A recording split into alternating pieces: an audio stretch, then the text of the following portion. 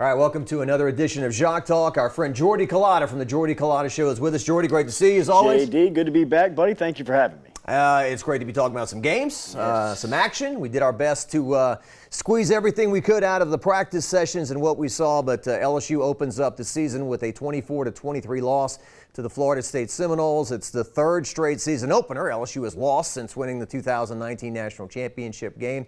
In my opinion, it was a dud. LSU kind of laid an egg for about 3 quarters before they finally woke up. Yeah, no, I agree with you. I think that you can really look at the entire aspect of the game, the offense, the defense, the special teams, and really kind of look at how LSU just looked unprepared for the moment, or at least getting off to that sluggish start. Once the second half hit, they were able to catch some electricity and really kind of crazily had a chance at the end to win the game. And they didn't deserve to win that game. I don't think the football gods would have been too nice to them later in the season if they would have gotten that one.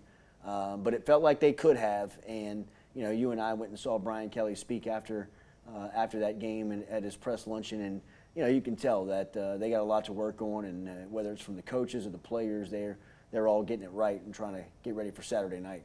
It almost took on the feel of one of those Les Miles games where they played so poorly for 3 quarters and then came back and somehow won, and that kind of was the perfume that covered up everything that happened before. Hey, we won. That's the bottom line. I agree. I mean, it felt very Les Miles. I mean, even down to the toss dive for Florida State on the goal line, turning the ball over. I mean, it just felt like it had his thumbprints or its feeling all over the game. But, yeah, I mean, it was just you were waiting on them to get moving, get going, and it was almost like they were in sludge. They just couldn't get themselves out of it. But, there's also some things that go into first game, new coach, that venue, all that, those lights are very bright. So, one thing we do know is that teams don't stay the same. They either get better or they get worse. And LSU is going to be changing and evolving over the next couple of weeks. And, they'll be tested with Mississippi State in town in a couple of weeks. Yeah. Well, when we were asked to give our predictions before the year, I gave a number, but I said the most important thing I think with this team is by the end of the year, are they doing this or are they doing this? Are they moving towards better things in 2023, 2024, or is it a case of players tapping out again and vanishing from the team and whatnot? And no, I agree. I think that's the true barometer of what you're looking at here in Brian Kelly in the first season is what direction does he set the program in, right? I mean, how does he get it moving in a championship contending direction as fast as possible? And you're going to have some growing pains. They're starting a true freshman at left tackle. They're starting transfers all over the place. They lose one of their best defensive players on the opening drive of the game to a celebration. I mean, it was just a lot of things going against them here in week one that we could sit here and try to make, an out for. But, at the end of it, they still had to be prepared and make the plays, and they weren't doing that on Sunday night versus Florida State. But, luckily enough, they still got opportunities to kind of work it and get it right. Let's talk about Jaden Daniels, the quarterback. He went start to finish. We did not see any Garrett Nussmeier. Matter of fact, Coach Kelly was asked, hey, did you consider putting Nussmeier in the game? And he said it was never even a conversation. I think that after watching that game and seeing the offensive line get off to the start that they did, look, I've been driving the Nuss bus. You know what I mean? I've been sitting in the front seat, sitting shotgun of the Nuss bus. But watching that game, Daniels is the quarterback for this team just because of his mobility. I think that, his running is an asset. That's a strength of this team and offense that they've got to exploit. They've got to do it a little bit more wise, in my opinion. You can't be running him in the middle of the field. If you're going to ask him to keep it 14 times, you've got to be smarter with using the sideline and teaching him to slide, because in the SEC, that's just not going to work. They've got 2 SEC Western Division opponents in the month of September, and they've got to get that right and change that before, they get to those opponents, because, it's brutal out there. I mean, you know it. I mean, it's just you can't be a quarterback running in the middle of the field if you're not Cam Newton, Dak Prescott, and he's not built like that. Yeah, I got a text message during the game. This guy, they said he's not 225. Right. He can't keep this up probably, but man, first play of the game, electric start for LSU. He spins out of the rush. He takes off for a 25-yard run. A nerd called back. I remember Rohan Davey against Tennessee in Tiger Stadium 2000. I think it was the same thing. Everything broke down. He went down to the sideline. The place went nuts. Same thing. Daniels gets hit, and so it's 15 yards. It's a 40-yard play on the first play. Right. Armani Goodwin, nice hole off the right side. They're second and goal at the 5. And the thing we had talked about during camp, can they snap the ball? It's a basic thing, and it bit him in the you-know-what here, a 14-yard loss. Damian Ramos made the field goal. Good start for him, but, man, 7 points would have been nice. No doubt about it. It really would have kind of got you going, propelled you into some confident times, but we talked about it a lot during training camp. The individuals on the offensive line, a lot of them are doing new things. A lot of them are starting for the first time, and most notably Garrett Dellinger. For his entire life, he's played tackle and guard, and for the first time in his life, he's being asked to call out pass protection and call out the strength of the defense and snap the ball and protect himself. And there's a lot that goes into that. Not only did that cost him tonight, it's going to cost him again down the line. They're going to be more growing pains for that. It's just too big of an assignment, and it's too important of a position, just to be able to pick it up, in an off season. It doesn't work like that. And LSU is going to go through those types of times to get to where they need to be. Yeah, he's being a team player. Yeah. I didn't sign up for this. Yeah, absolutely. And so Charles Turner, the backup, I guess he's too small for the position or whatnot, and so they're rolling with him. Overall feelings on Daniels, I think he only had 47 yards passing in the first half. The first half took on a feeling of street ball in terms of drop back and run. Yeah. In the second half, he got on track with the passing, his confidence, and I think the drives, 3 long drives, something like 72, 85, and 99 yards. So the question is, will that continue? Well, like Coach Kelly was talking about at his press luncheon, they've got to coach to the strength of their team. And early on, I didn't think that the play calling was doing Jaden Daniels any favors. He showed what his strengths are. He can run RPO. That little simple, kind of put it in the gut of the running back and throw that slant route to Brian Thomas like he was hitting looked very natural for him. He looked very comfortable. It looked comfortable for Brian Thomas to be doing that. It also hid the protection problems that you had with the offensive line because it got the ball out of his hand pretty quick. So I think that they should get back to doing some of that stuff. I think they will because they were successful at it. Obviously, the tempo stuff looked good. Defenses won't always be in prevent. That 99-yard drive is a little deceiving because Florida State was giving up the sidelines and the crossers, but they took advantage of it. And I think that Jaden Daniels really showed where he's comfortable most. I still think that there'll be some struggles and growing pains, but you can see that he's not a 5-step drop guy and try to progress from this read to that read to that read before I can make my decision. If that first or second read's not there, he's going to tuck it because he feels most comfortable, and that probably best suits LSU. His athleticism and speed is it's something you got to prepare for if you're a defense. So I believe that his skill set needs to be more, they got to call the game to his strength. Yeah, they got to call it to his strength because he can, I think you can win with him at this level. I was reading the LSU notes. He became the first LSU quarterback ever to pass for 200 yards and rush for 100 yards in regulation. Some people say, didn't Burrow do that? He did it against A&M in a 7-overtime game. And he started 30 games at Arizona State, did Jaden Daniels, so he brings you that calmness that you talked about before the year. He seems to be a likable teammate. I think people are impressed with his interviews after the game, when he's got to talk about, tough plays and a loss and teammates and whatnot. Kayshon Boutte was a very hot topic during the game. It was certainly not the kind of start that he was looking for to try to win the Biletnikoff or anything like that. He didn't catch a pass till 5.5 minutes left to go in the game. There was a play in the first half where the ball whizzes right past him. He's not looking for it. There was some drops. There was some body language people interpreted. When you have an offseason like him with all the NIL and posing in front of the fancy car and whatnot, you're going to draw attention and people are going to want to see things, and they didn't see what they wanted to see. Yeah, it was a tough night for Kayshon. It was a tough start to his junior season. But, we've talked about it, and I think it's been discussed with him. He's got to have this year. He's got to play. He's got to perform. And his data, the overall analysis of his game tells you that he's a lot more of a big-time player than he was, than what he was perceived to be on Sunday night. Not what he perceived to be, what he put out there. That body language, the effort, the inability to make the play.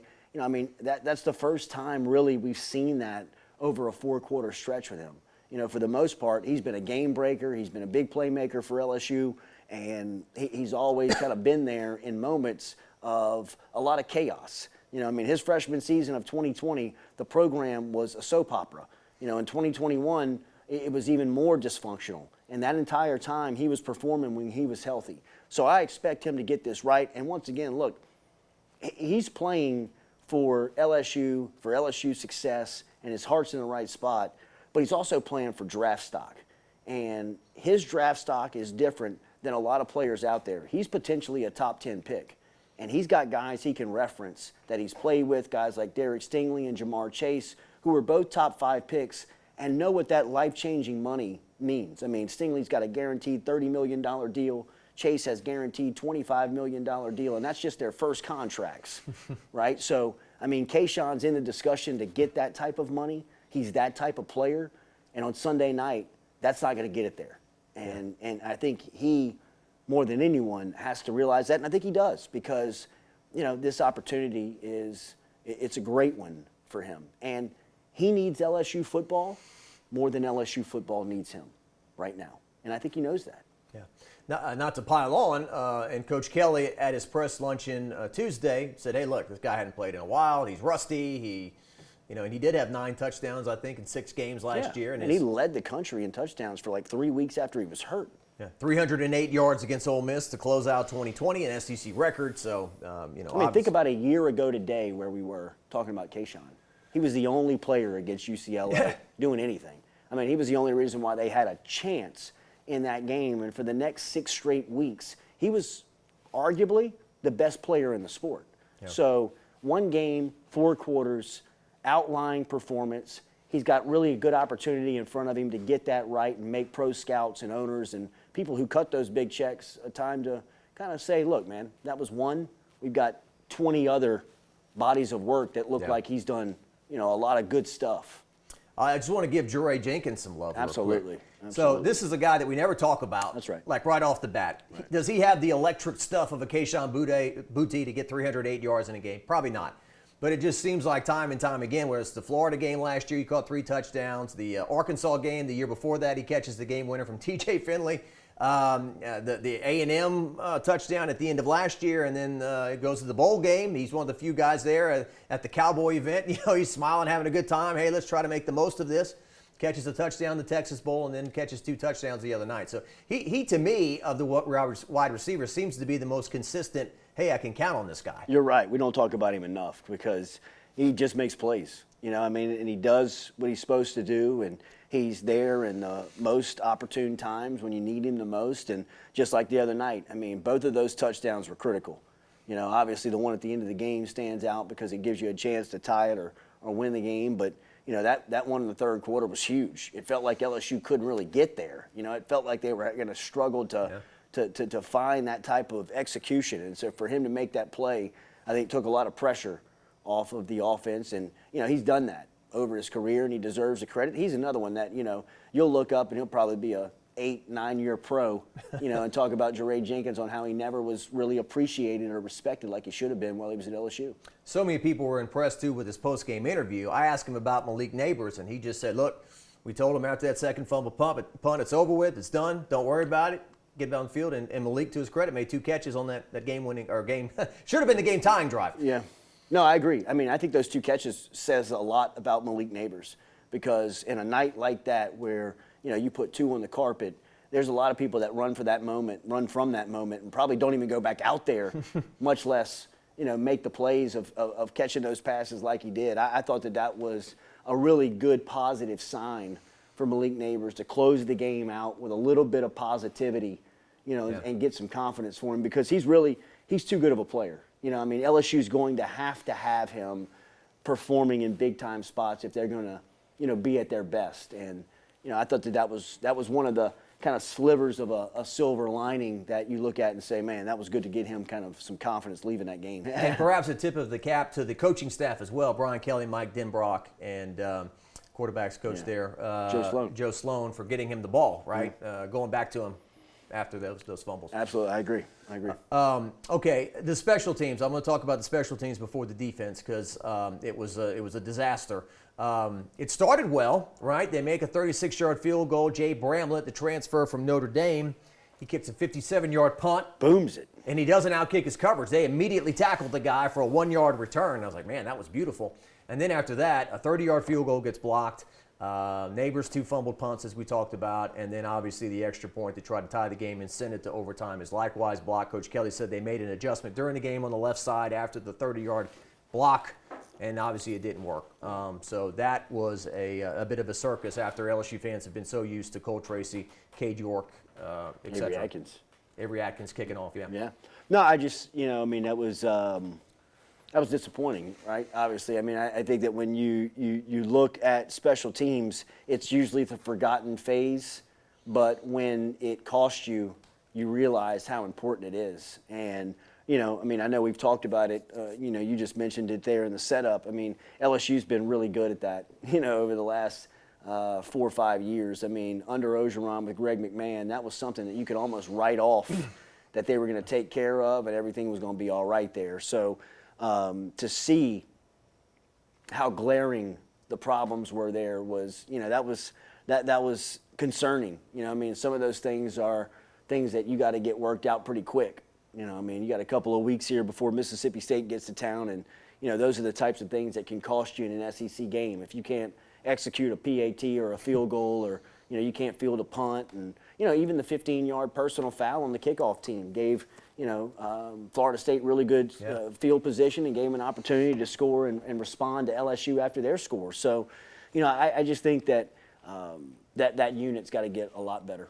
Yeah, there's a shank punt too in there. Yeah, shank punt led to a field goal. Inopportune time. At the most. That's usually when they happen. But you got to steadily execute in that phase, because if you don't, that's you see how important it is. Somebody online tried to tell me the ball hit the television wire. Yeah. I don't think that happened.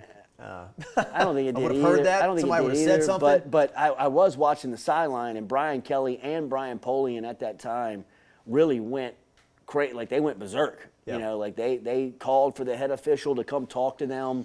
They were looking for an explanation after that punt. So maybe they thought it did too, but I thought right off his foot it looked as if it was kind of shuddering out of bounds. I thought it looked like a shank from duck season. As soon as he hit it. Yeah. Okay, and the defensive side of things, all preseason we talked about the defensive line was supposed to be the strength. Future NFL guys left and right on that defensive line. Obviously, the awful Mason Smith injury early in the game, perhaps the best player on the roster in terms of looking at down the line, what he's going to be, right? For sure.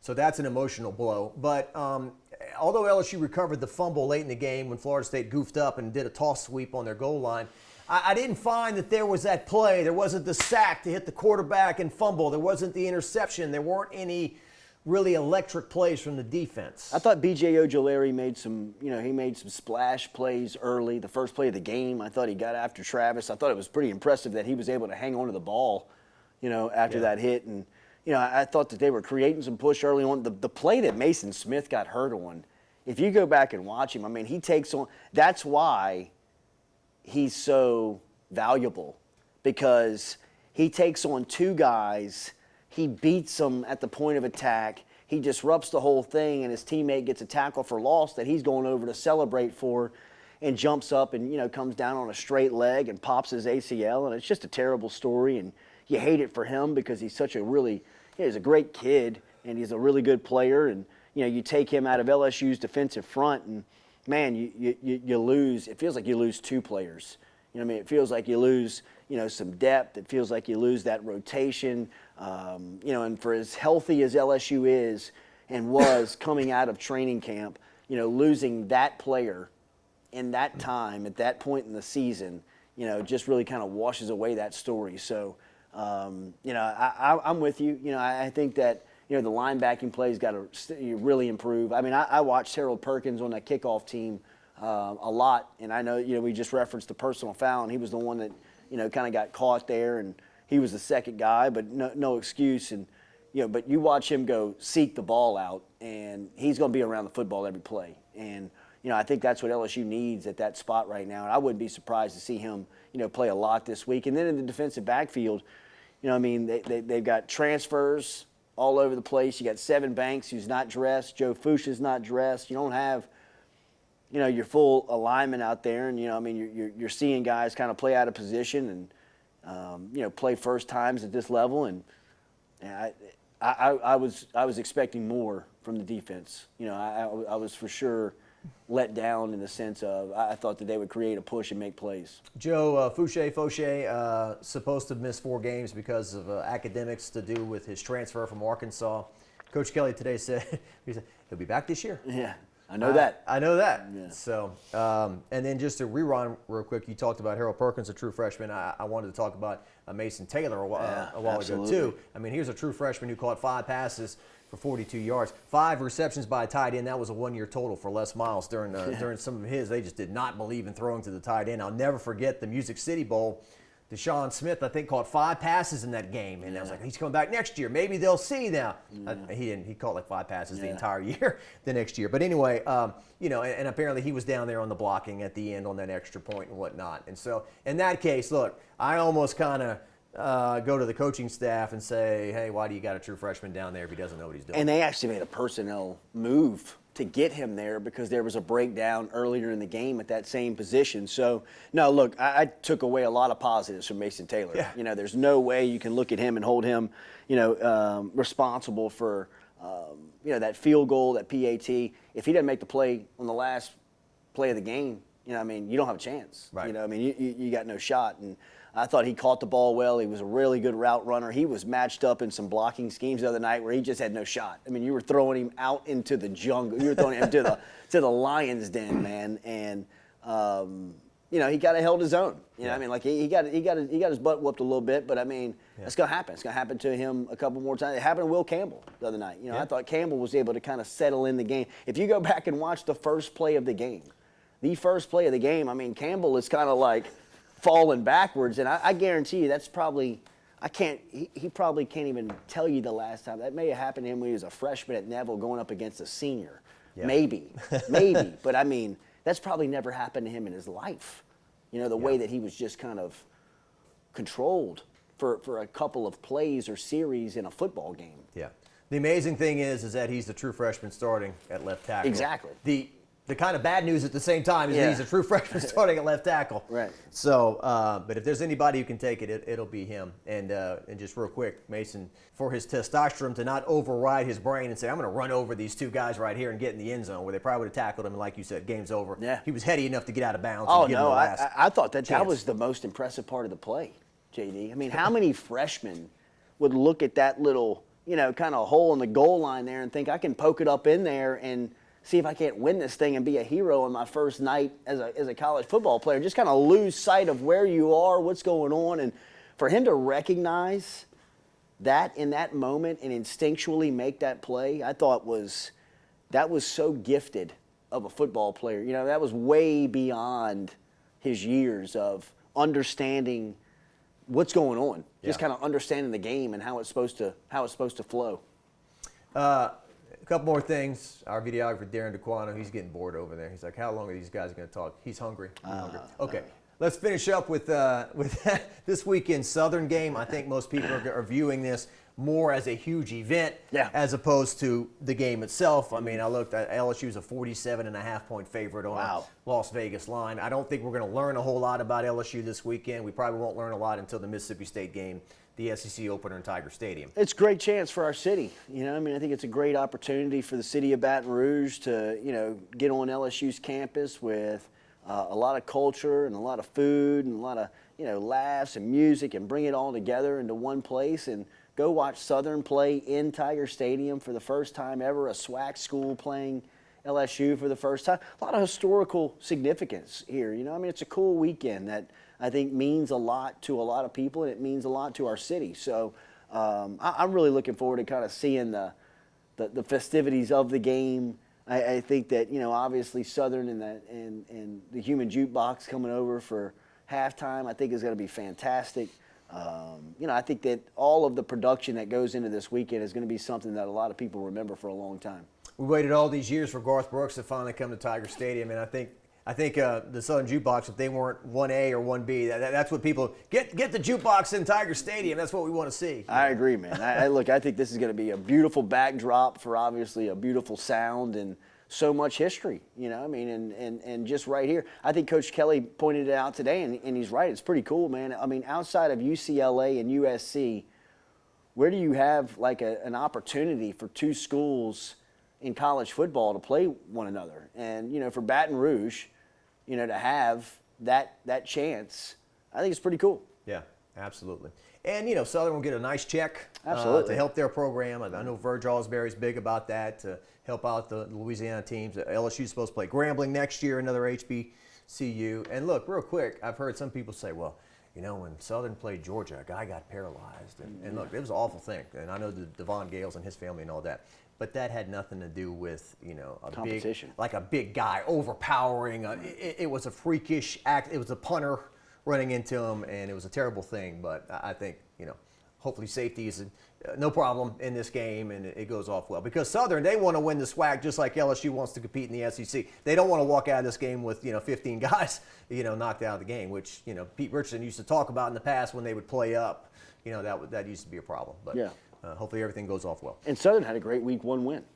You know, yeah. Coach Dooley did a great job. You know I did. Well, what? 86. Yeah, right. I mean, that was impressive. All right. See what they did. Good deal. Jordy, thanks for stopping by. The JD, first of always. many chats this season. Jordy Culotta, the Jordy Culotta Show. Tell them where to find you. Yeah, on YouTube, Jordy Culotta Show. Easy to find us on social media at Culotta Show. And then WAFB, our great television partner, WAFB.com/Jordy to keep up with all the content that's over here on the website at WAFB.com. And don't just watch him today. I mean, just go back into the archives. There are countless interviews with LSU players and coaches that you'll enjoy. Thanks for stopping by. We'll see you later.